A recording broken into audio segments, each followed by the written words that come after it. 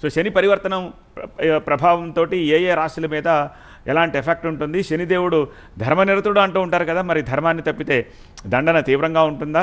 ఏం జరుగుతోంది? ఈ సోషల్ మీడియా చూస్తే ఇవాళ మీనరాశిలోకి శని ప్రవేశంతో మీనరాశి వాళ్ళకి ఏం జరుగుతుంది అనే ఫలితాలని ఒక్కొక్కరు చెప్పేదాన్ని చూస్తుంటే ఇంకేం లేదు, అయిపోయింది మన పని అయిపోయిందని భయపడిపోయే పరిస్థితుల్లో ఉంటుంది. ఎందుకు ఆ స్థాయిలో చెప్తున్నారు? నిజంగా అంత ఇంపాక్ట్ ఉంటుందా? ఇక్కడ కర్మానుభవకారకుడు అని శని గురించి చెప్పినప్పుడు చెప్తాను. తాను చేసిన కర్మని అనుభవించవలసిన సమయం వచ్చింది కదా. ఎవరికైనా ఒకటే కదా, అది ఎవరికైనా ఒకటే. ఆ సమయం వచ్చినప్పుడు దాన్ని అనుభవించవలసి వస్తుంది. అనుభవం ఏ స్థాయిలో ఉంటుంది, తీవ్రత ఎంతవరకు ఉంటుంది అనేది జాతకంలో ఉన్న బలాన్ని బట్టి మారుతుంది, తాను చేసే కర్మని బట్టి మారుతుంది. మీనరాశిలోకి సంచారం జరుగుతూ ఉన్నప్పుడు ఈ ఏలినాటి శని యొక్క తీవ్రత వాళ్ళకి ఎక్కువగా ఉంటుంది అనడంలో సందేహం లేదు. శ్రీకృష్ణదూతి గారు మీరేమంటారు? గతంలో మీనరాశిలోకి వచ్చినప్పుడు జరిగింది ఏంటి చూడండి ఒకసారి చెప్పండి. 95లో వచ్చాడు. ఓకే, ప్రభుత్వాలు మారినాయి.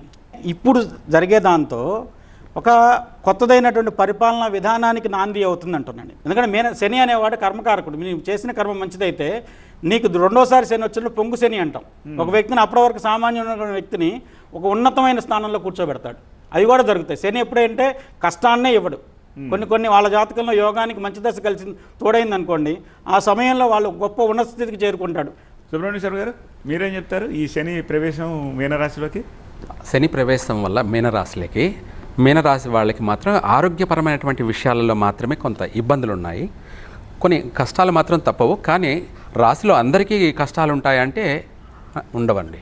ఓకే, ఇక్కడ ఏంటంటే కర్మఫలం చేసుకున్న వారికి చేసుకున్నంత మహాదేవ అన్నట్టుగా మంచి చేసిన వారికి అభివృద్ధి ఉంది.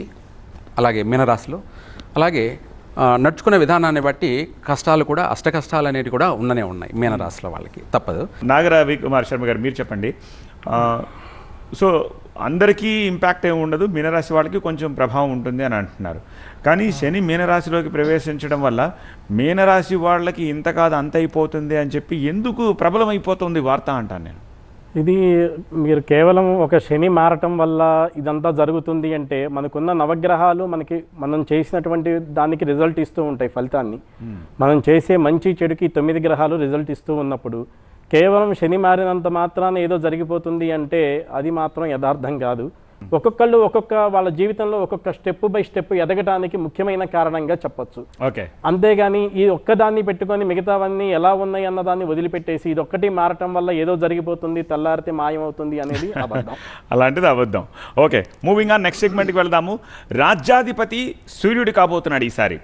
సో మీనరాశి వాళ్ళు దేశాధినేతలు సేఫేనా అన్న ఒక క్వశ్చన్ కూడా వస్తుంది. దీనికి సంబంధించి మన నెక్స్ట్ గెస్ట్ సుబ్రహ్మణ్య శర్మ గారు మీరు చెప్పండి. ఈ రాజ్యాధిపతి రవి కావడం, రాజేశ్వర శర్మ గారు మీరు చెప్పండి, రాజ్యాధిపతి రవి కావడం ఏమిటి, దాని ప్రభావం ఎలా ఉండే అవకాశం ఉంది? రాజ్యాధిపతి రవి కావడం చేత అన్యోన్య యుద్ధాలు అనేటువంటివి ఎక్కువగా వస్తూ ఉంటాయని మనకు శాస్త్రంలో చెప్పబడినటువంటి అంశము. దివసేశ్వరుడు సూర్య భగవానుడు ఎప్పుడైతే రాజు అవుతాడో, ఆయన సేనాధిపతి కూడా అవుతాడో ఖచ్చితంగా యుద్ధ వాతావరణం అనేటువంటిది పెరుగుతుంది.